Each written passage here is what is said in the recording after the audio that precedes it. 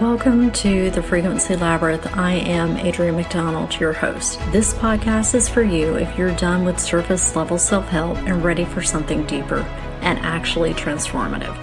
Around here, we work with ancient wisdom, human design, gene keys, and shamanic practices, not as knowledge to collect, but as tools to live by.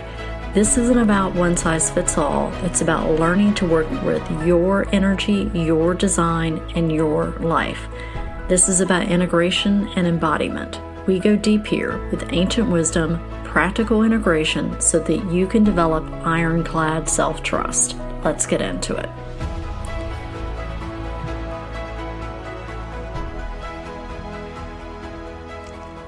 Hello, beautiful humans, and welcome back to the Frequency Labyrinth. Spring has sprung. We have the pollinating going on here in my state. That's been, a lot this year. But there's a pep in my step, and Aries season is all about taking action. All of the planets are direct. So we don't really have any more excuses like blaming things on Mercury retrograde, because that's direct now too.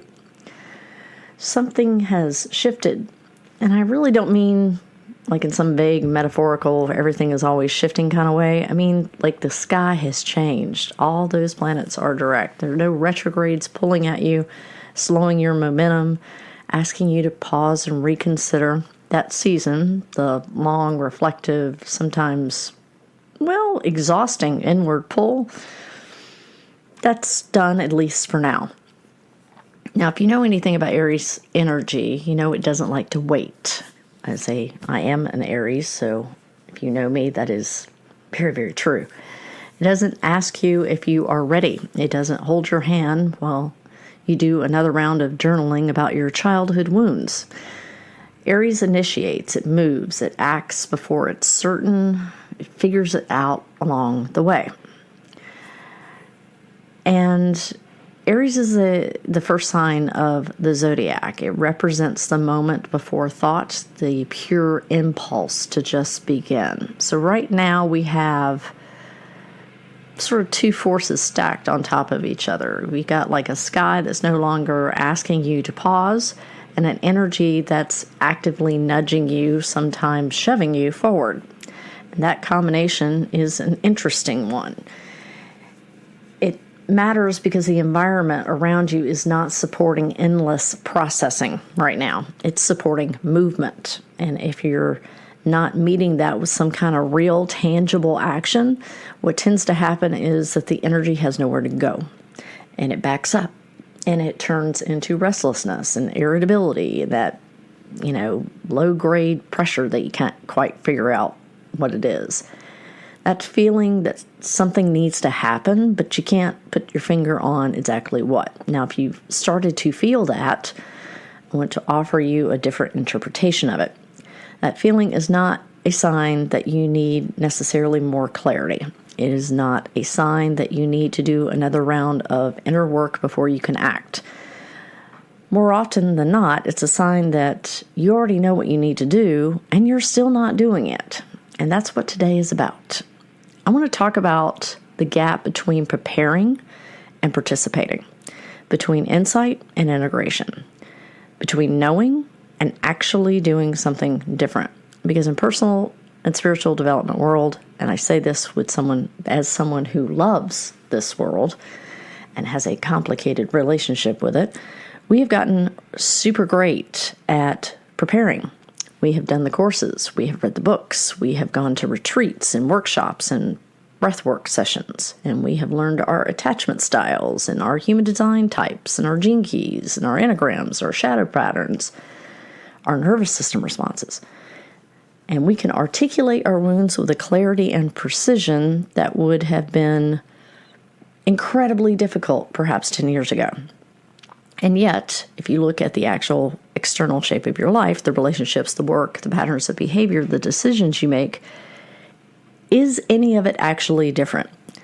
That's the question I want you to sit with today. And this is not about shame or piling on to pressure or any of that. but because I think there's something important here that the wellness space, the spiritual space, the personal development space doesn't say loudly enough. Insight without action is just a very articulate form of being stuck. So let me talk about a pattern I see over and over again, and I'll be transparent that I have lived this pattern. Someone starts doing the work, the real work. They get curious about their patterns, about why they keep choosing the same types of relationships or the same kinds of problems keep coming up. They start therapy, they start journaling, or they find a teacher or a coach or a mentor or a podcast or a framework that suddenly makes their life make sense. And there's this moment, this incredible electric moment, that where they can see themselves clearly, maybe for the first time, and it feels like everything is about to change. And sometimes it does. But sometimes, often, what happens is that the insight becomes the destination rather than the doorway.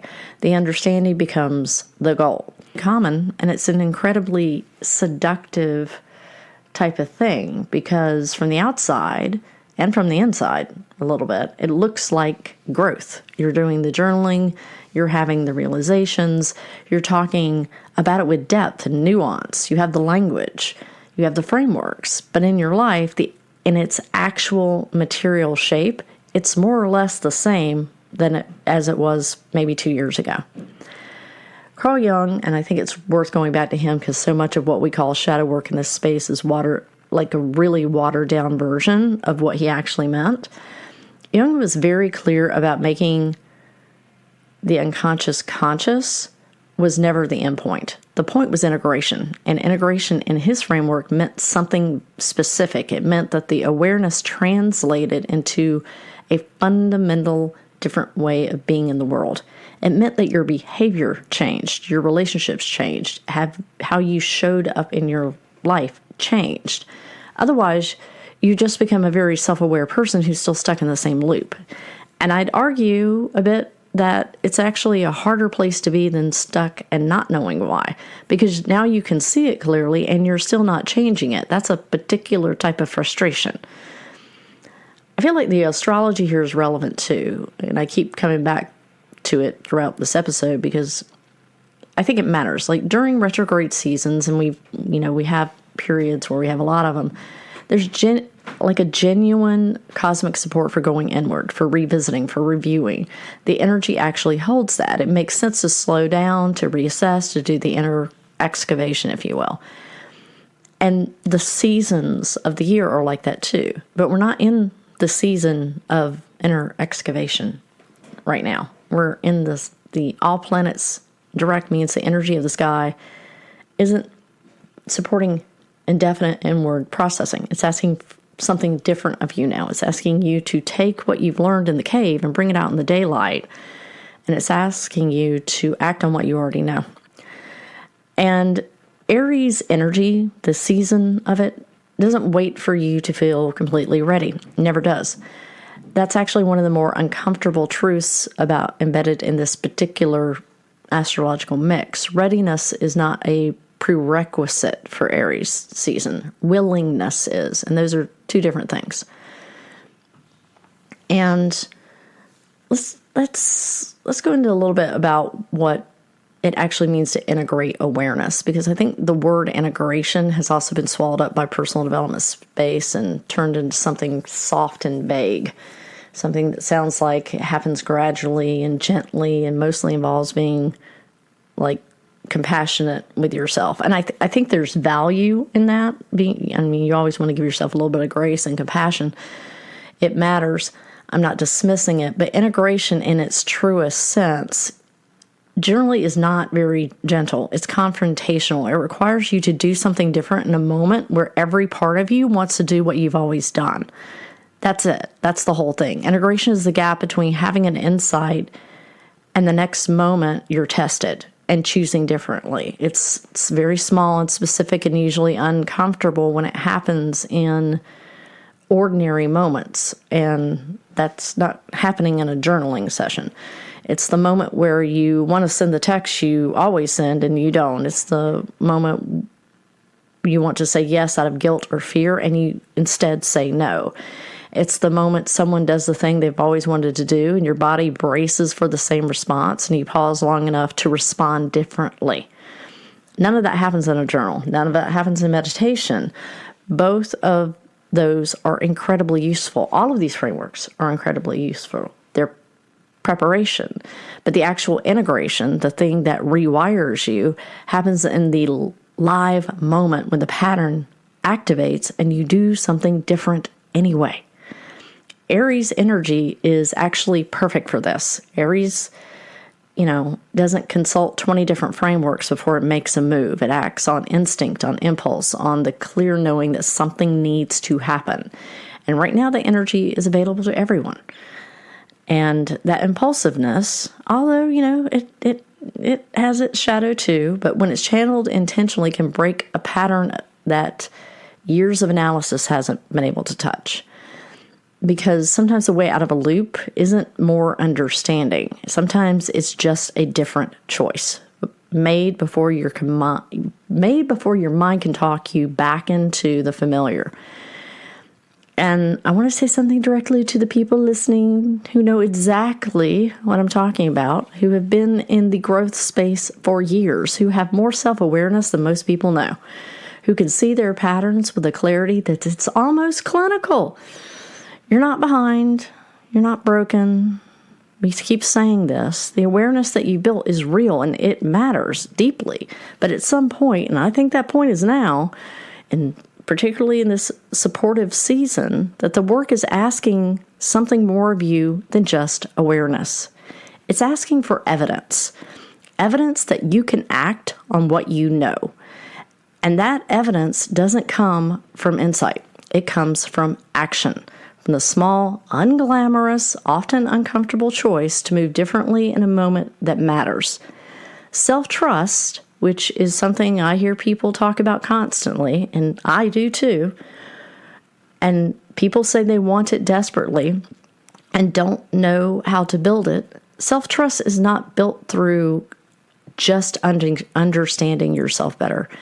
It's built through watching yourself follow through seeing yourself doing the hard thing, making the uncomfortable choice, interrupting the pattern even when it's terrifying. That's where the self-trust comes from, not from just knowing, from evidence. So let's get practical and talk about a couple of different ways you can work with this energy. Because if we don't, then this just becomes another episode where you agree with and then you don't do anything with it, which would be deeply ironic, I think, given what we've been talking about. Now, I want to give you 3 concrete ways to work with what's available right now, 3 ways to move from insight to integration, from processing to participating. And these are not meant to be complicated. They're not 10-step frameworks or anything like that. They're simple. They could be a little hard, and that's kind of the point. The first one is make one clean decision that interrupts a known pattern. Not 10 decisions, not a complete life overhaul, just one. Think about something that you already have clarity on, where you don't need more information, you don't need to journal anymore, you don't need any more processing, you just haven't acted on it yet. Maybe it's a boundary you've been avoiding setting, maybe it's a conversation you keep putting off, maybe it's a choice you've been circling for months, picking up, putting down, running through every possible angle, and then going back to the same position. That is the one. And here's what makes this different from the insight loop.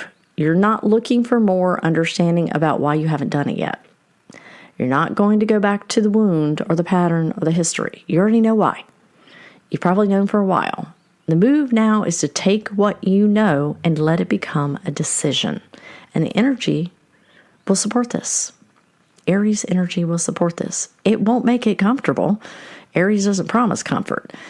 But it will support the momentum of actually moving. And that first movement, that first clean decision, creates something that all the insight in the world can't.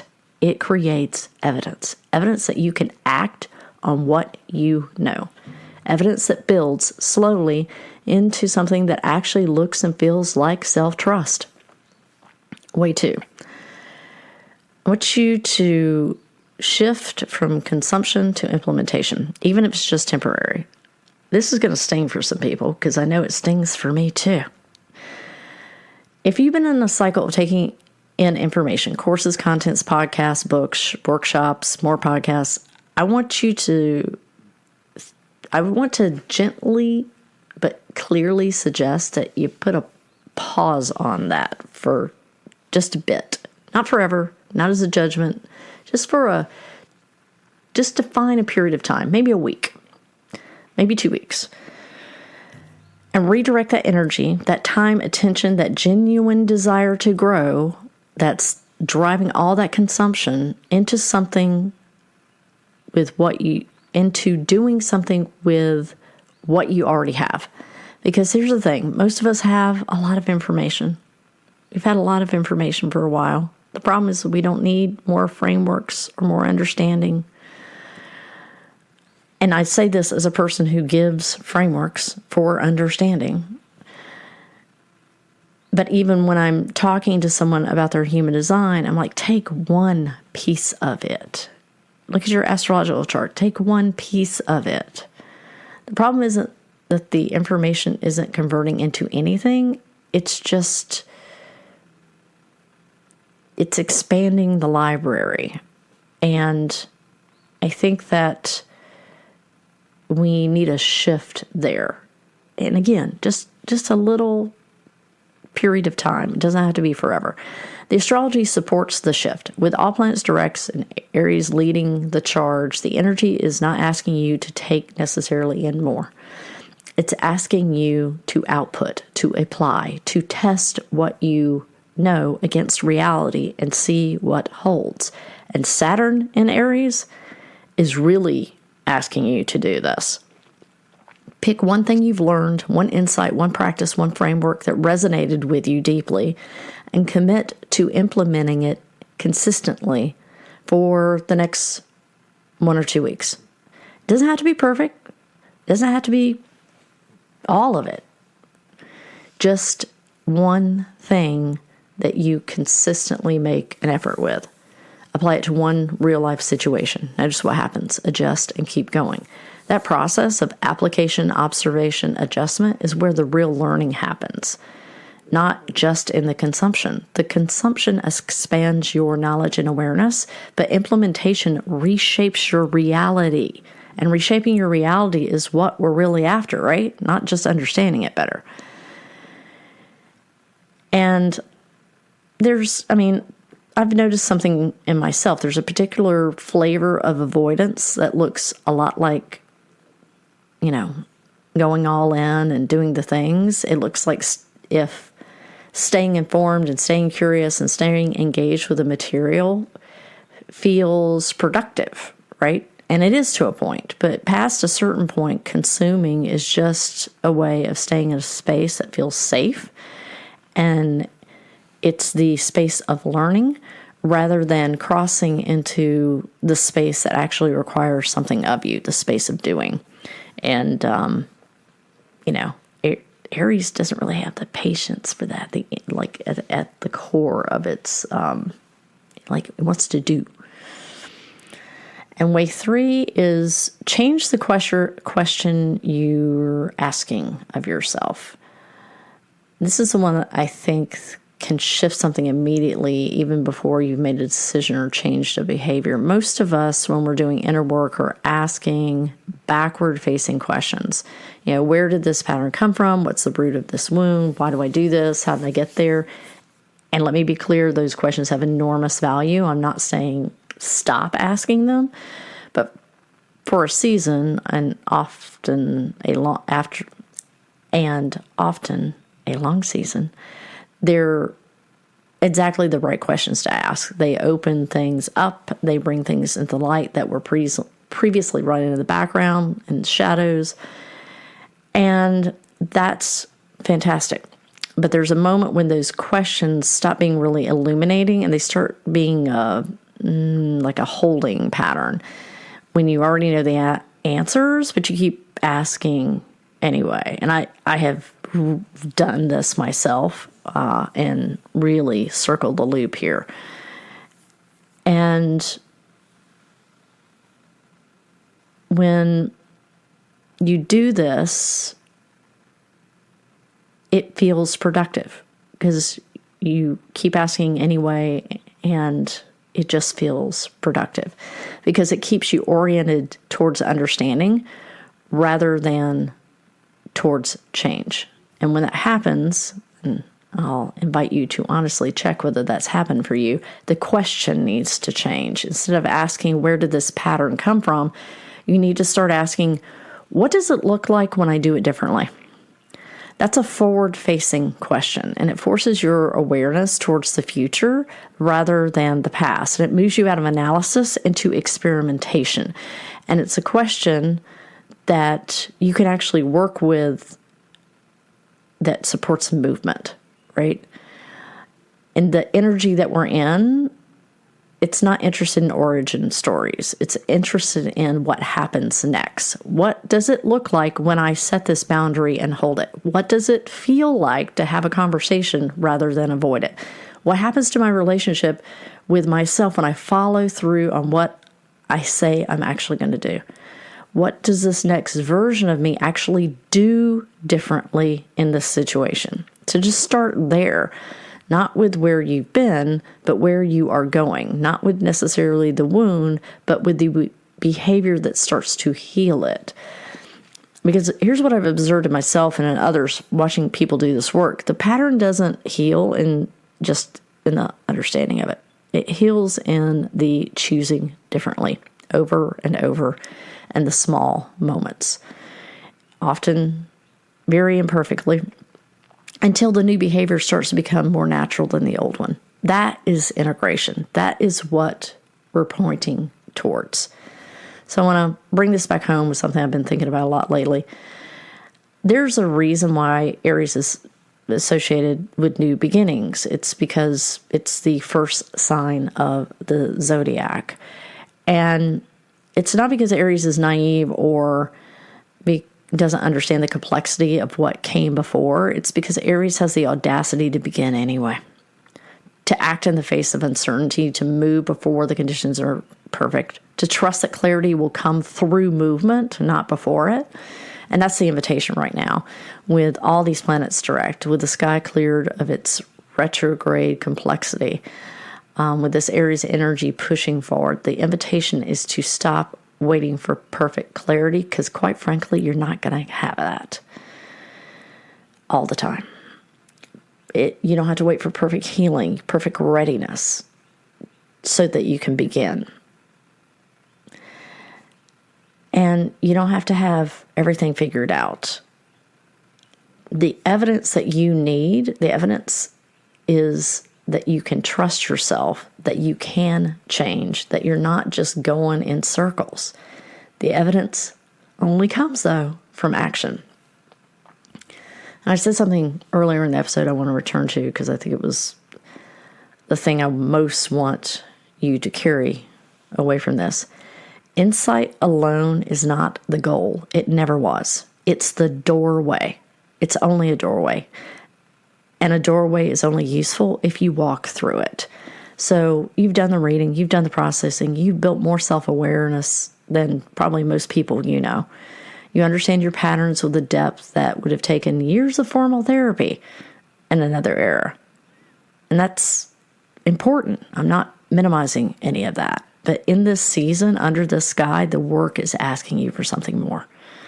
Saturn in Aries is asking you for something more. It's asking you to let the awareness become behavior and to let the understanding become a different choice made in a real moment with real stakes. This is where transformation actually lives, not in the insight, but in the doing. So I'll leave you where I always like to leave you, with something to think about and something to do. This week I want you to make one move, not plan for a move, not a journal entry about why making the move would be hard, an actual move in the real world on something that you already have clarity on. And it doesn't have to be big, and it doesn't have to be perfect, and it doesn't have to be public. It doesn't have to fix everything. It just has to be real and true for you. Because self-trust isn't built through just understanding. It's built through evidence. And the only way to get evidence is to act. So, are you actually doing the work, or have you gotten very good at thinking about it? And more importantly, what are you going to do differently today, tomorrow, and the next day? Thank you for being here. I appreciate it. If this resonated with you, please share the episode out. And remember to find beauty every day and seek the magic in the mundane. Thanks for tuning in today. As always, take what resonates, leave the rest. Let whatever landed move through you in whatever way it needs to or wants to. And also, if you want to explore more, you'll find more information in the show notes. If this episode stirred something in you, please share it out or leave a quick review. It helps so much, and I really appreciate it. And remember, this work is about integration, and it always starts with self-trust.